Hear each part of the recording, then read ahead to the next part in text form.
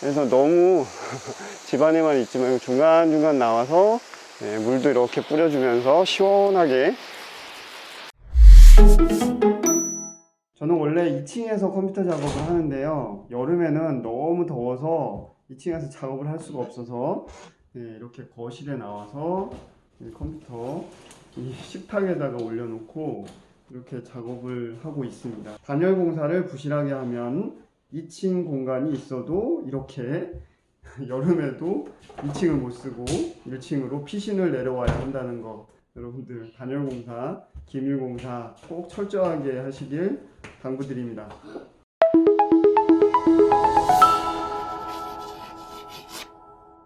안녕하세요, 가온파의 힐링 라이프입니다. 자, 지금 하늘이 엄청 좋죠? 하늘이 저렇게 파랗고 좋다 보니까 뒤에 저 땡볕도 혹시 보이시나요? 우와, 어마무시하게 지금 덥습니다. 6월 중순으로 넘어가면서 완연한 이제 여름 날씨가 되었는데요. 지금 오후 4시인데 전원주택에서는 지금이 한참 더울 그럴 시간입니다. 가온파 같은 경우에는 집에서 작업을 주로 하기 때문에 이 시간쯤이면은 정말 더워서 어떻게 해야 될지 모르는 그런 상황이 오는데요. 작년에 여러분들 혹시 냉방비 얼마 정도 나오셨나요? 가온파 같은 경우에는 한창 더울 8월에 약 91,000원 정도의 전기요금이 나왔답니다. 물론 에어컨을 켰죠. 생각보다 굉장히 적게 나왔다고 생각하시나요? 근데 여기에 함정이 있습니다. 너무 더워서 냉방비 폭탄을 맞을까봐 걱정이 돼서 제가 올린 그 난방비 폭탄이랑도 사실 비슷한 맥락인데, 저희가 난방비에서도 2층을 아예 저 겨울에 너무 추워서 저희가 아예 비워놓고 1층에서만 생활했다 그랬잖아요. 마찬가지로 작년 8월에도 너무 더워서 2층에서 생활을 할 수가 없어서 전 가족이 다 내려와서 1층에서만 에어컨을 굉장히 절약을 해가면서 틀어서 나름 선방했다는 9만원대로 전기요금을 굉장히 절약을 했는데요. 아마 제대로 저희가 2층까지 시원하게 쾌적하게 생활을 했다면 20만원 갖고도 모자르지 않았을까 하는 생각을 합니다. 여러분들 전원 생활을 하면 많은 분들이 이런 상상을 하실 수도 있을 것 같아요. 저도 그랬었거든요. 전원 생활을 하면 창을 다 개방을 해놓고 바람이 솔솔 들어오게 산바람 강바람을 맞으면서 여름을 나면 에어컨이 굳이 필요가 없을 것 같다, 그래서 전기요금이 뭐 그렇게 많이 나오겠냐, 그런 생각을 하시는 분들이 굉장히 많으신데요. 그거는 막상 저 같은 경우에는, 물론 그런 이제 산골에 있는 분들이나 계곡 근처에 산 안쪽에 계곡바람이 불어오는 그런 집들은 해당 사항이 있을 수 있지만, 가온파 같은 경우에는 절대 그렇지 않다라는 거 여러분들한테 조금 설명을 드리면서, 어떻게 하면 냉방비 폭탄을 맞지 않으면서, 그러니까 전기요금을 줄이면서 여름을 슬기롭게 날지, 거기에 대해서 여러분들이랑 같이 오늘 영상으로 같이 이야기를 해볼까 합니다. 그러니까 저희 집 같은 경우에는 완전 정남향으로 집이 지어졌는데, 많은 분들이 전원주택을 지으면 정남향이 좋다라고 생각을 하실 수 있을 것 같습니다. 그러나 이게 여름으로 가면 정남향 집이 꼭 좋은 것만은 아니다라고 생각되어지는 게, 요즘 전원주택을 지으면 보시다시피 이렇게 뭐라고 할까, 처마가 없어요. 그러니까 차양이라고도 얘기할 수 있고, 그런 공간이 이렇게 빛을, 직사광선을 거실로 들어올 때 어느 정도 막아줄 수 있는 그런 차양이나 처마가 거의 없는 그런 구조로 시공이 되는 경우가 많기 때문에, 빛이 뭐 거의 직사광선이 다 이 창을, 저희 같은 경우에는 또 커튼홀로 전면 창이 굉장히 크잖아요. 이게 다 안으로 들어가는 거예요. 그러다 보니까 굉장히 실내가 더워질 수밖에 없는 그런 구조로 되어 있습니다. 그리고 보시면은 저기 위쪽에 1층 거실 위가 징크로 지붕이 덮여져 있는데, 그 위에 직사광선이 그냥 내리쬐고 있는 거죠. 그 열이 그대로 거실로 전해지는 그런 상황이 벌어지면 한여름에 얼마나 뜨겁겠습니까? 지금도 이 볕이 만만치 않은데 7월 8월 되면요, 이 볕이, 이 땡볕이 장난이 아닙니다. 그런데 보시다시피 뭐 이렇게 자세히는 못 보실 수 있겠지만, 특별하게 이 거실 위에 있는 지붕에는 에어벤트 같은 게 공기순환구가 전혀 마련되어 있지 않습니다.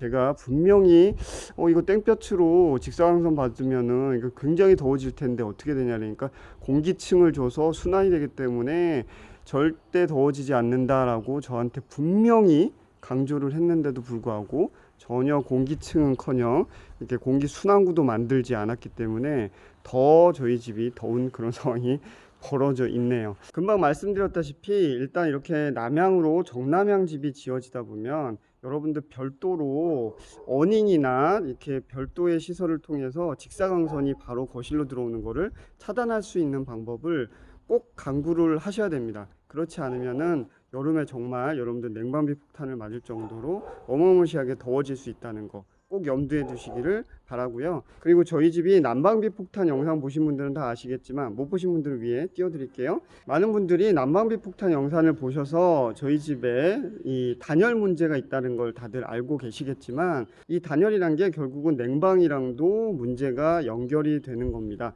그래서 기밀, 단열 이 두 가지가 완성이 돼야 겨울에는 따뜻하고 여름에는 굉장히 시원한 그런 집이 만들어지는데요. 저희 집은 난방비 폭탄 영상에서 보신 것처럼 단열이 제대로 안 되어 있고 크랙이나 창호 등에 기밀이 안 되는 그런 상황 때문에 냉방에도 크나큰 문제가 있는 그런 상황에 있다고 여러분들이 유추해 보시면 될 것 같습니다. 그럼 이런 것들을 과연 어떻게 잡을 것인가 라는 부분에 대해서 제가 몇 가지 팁을 좀 알려드리도록 하겠습니다. 저희 집은 이렇게 오른쪽으로 돌아 들어가면 동쪽 사이드 부분에 이렇게 실외기가 나와 있습니다. 실외기가 나와 있는데 실외기가 바깥에 이렇게 노출이 되어 있는 분들이 아마 대부분이실 텐데요. 이렇게 노출되어 있을 때 혹시라도 공간이 잘 안 나와서 남쪽에 땡볕이 받는 그런 공간에 여러분들이 실외기를 설치해 놨다면 별도로 얘를 그 직사광선을 받지 않도록 열을 받지 않도록 그렇게 여러분들이 관리를 해 주시는 게 굉장히 중요하다고 합니다. 실외기가 시원해야지 냉방 효율이 높아진다 라는 거 여러분들 꼭 알고 계시면은 에너지 절약하는데 굉장히 도움이 되지 않을까 싶습니다. 저희 같은 경우에는 동쪽에 있는데 바로 옆집이 이렇게 벽이 가로막고 있기 때문에 그래도 직사광선이 거의 닿지 않는 그런 공간에 지금 얘가 위치해 있기 때문에 이 정도 위에다가 제가 쿠션 패드 그냥 재활용해서 위에다 엎어 놓는 정도로 그렇게 사용을 하고 있습니다. 큰 도움이 되는 것 같아요, 제 생각에는. 한여름지 아시고 구독 좋아요 부탁드려요. 자, 전원주택에서만 가능한 냉방법. 이 아파트에서는 절대 할 수 없는 일이겠죠? 이야. 자, 남양집이 직사광선에 의해서 어마무시하게 복사열을 받고서 그게 안으로 다 데펴지기 때문에 한 오후 3시 이후 되면은 진짜 안에 있을 수 없을 정도로 어마무시하게 덥습니다. 그 전에 이 물을 좀 뿌려줘서 제가 봤을 때는 한 10시나 11시 정도에 잠깐 나와서 정원에 물도 살짝 주고 그러면서 지붕에다가 물을 이렇게 살짝 뿌려주고 바깥에 창에도 물을 이렇게 뿌려주면 충분히 이게 수증기로 기화하면서 열을 어느 정도 뺏어가기 때문에 실내 공기를 덜 덮이게 만드는 그런 또 좋은 방법이 아닐까 싶습니다. 그래서 너무 집안에만 있지 말고 중간중간 나와서 물도 이렇게 뿌려주면서 시원하게 자, 전원주택에서만 할 수 있는 집에다가 물 뿌려서 냉방하기. 자, 아파트에서는 흉내내기 힘들겠죠?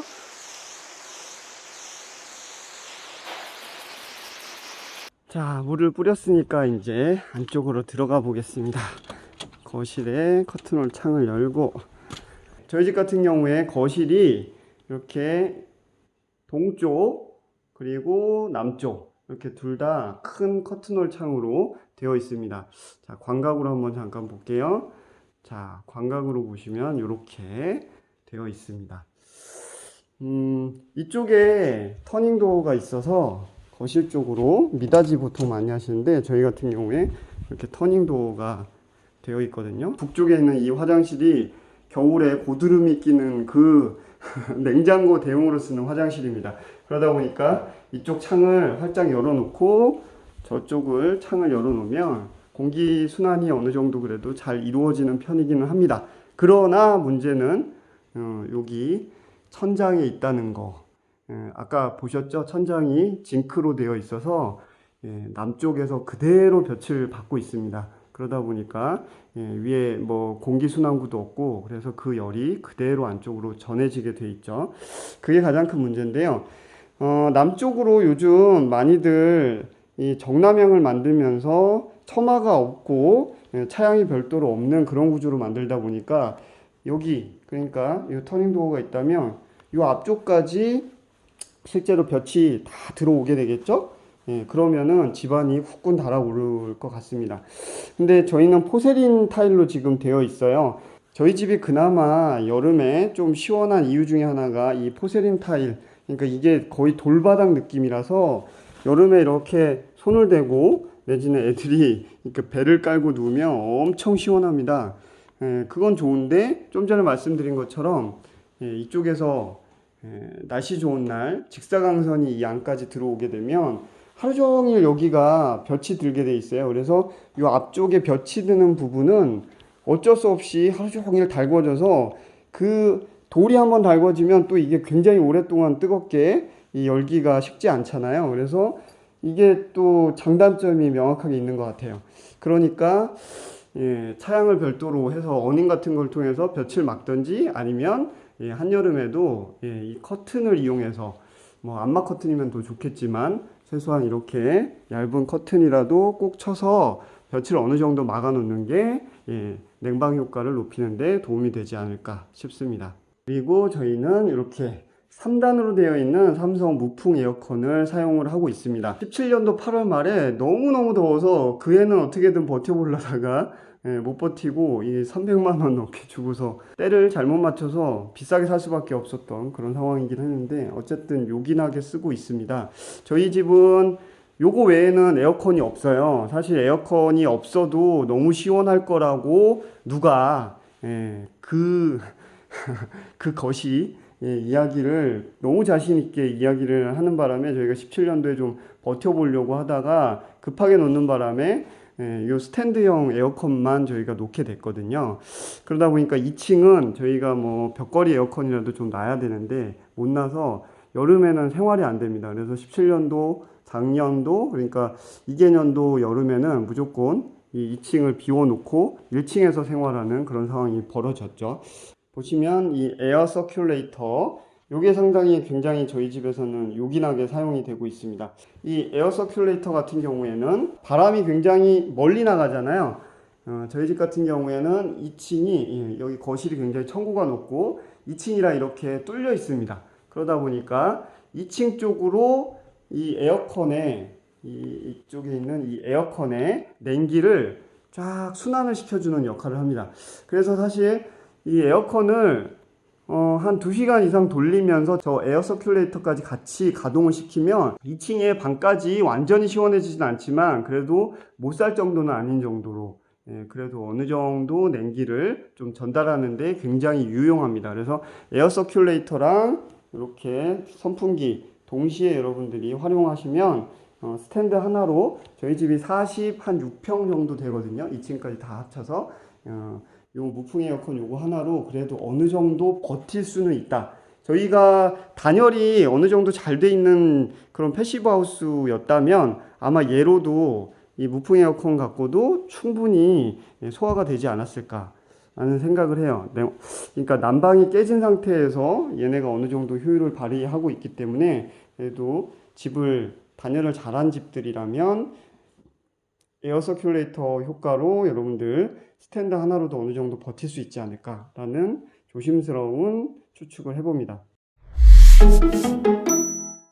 자, 전원주택도 고층 아파트 못지않게 여러분들이 시원하게 여름을 보내시고 싶으시다면 여러분들이 일단은 시공을 하실 때 단열, 기밀 시공을 여러분들 철저하게 하시는 게 1단계라고 생각을 하고요. 그 그 다음에 에어컨을 여러분들이 설치를 하셨을 때 에어컨 청소 그리고 실외기 청소를 여러분들이 잘 해주시면 냉방 효율이 조금 배가가 돼서 전기요금 절약에 굉장히 도움이 된다고 하니까 꼭 청소를 하시고 올해는 트시기를 바라고요.